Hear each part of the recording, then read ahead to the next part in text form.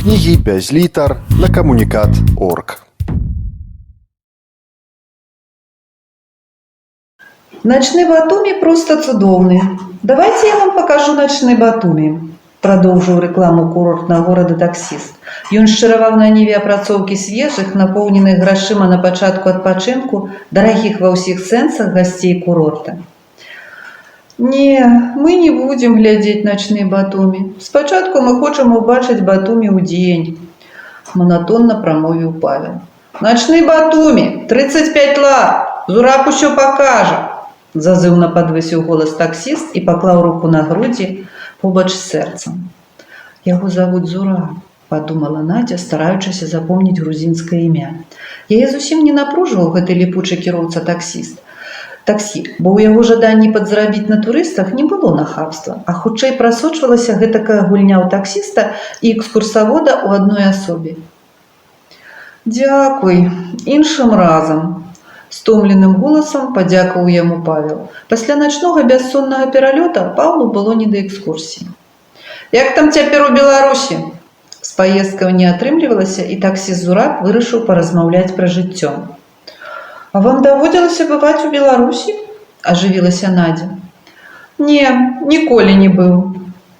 Як вам расказаць пра сучаснае жыццё, калі вы не ведаеце, якое оно было ў нас раней? Чаму не ведаю? Ведаю. Раней жыццё было аднолькавае па ўсім Савецкім Саюзе. Амаль аднолькавае. Што ў нас, тое і ў вас. А цяпер яно ўсюды рознае. Колькі ёсць рэспублік, ва ўсіх па-рознаму жывуць. Упэўнена разважаў таксіст. Девушка, вам помочь?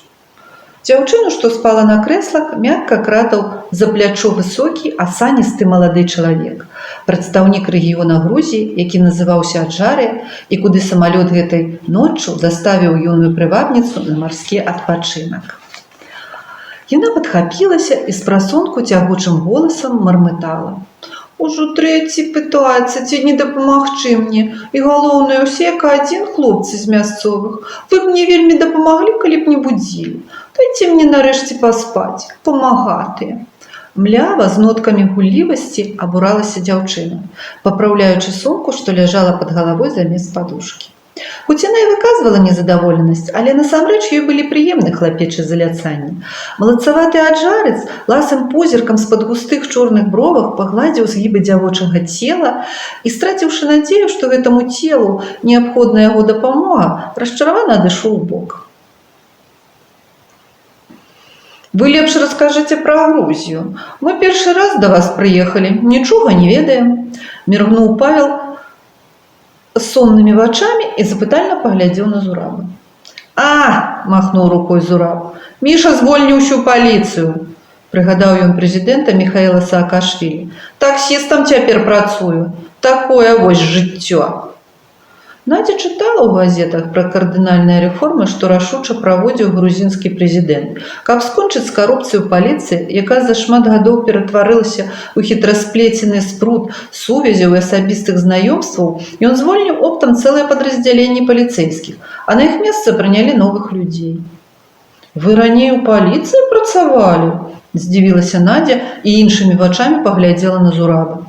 Гэта ж трэба было так загрымець са службы органаў ды ў таксісты, падумала яна без шкадавання.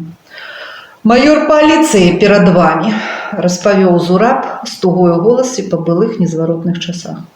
Нішто сабе, Надя пакруціла галавой, гуляючы ў спачуванне. Цяпер новых на службу панабіралі. Яны культурныя і ветлівыя, хабар не бяруць.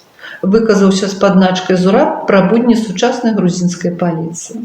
У ягоных словах хаваўся таямнічы падтэкст. Ці то ён не верыў у тое, што паліцыя можа быць ветлівая і культурная, ці то ў тое, што паліцэйскія не будуць браць хабар, ці то ў тое, што гэты цуд пратрымаецца доўга.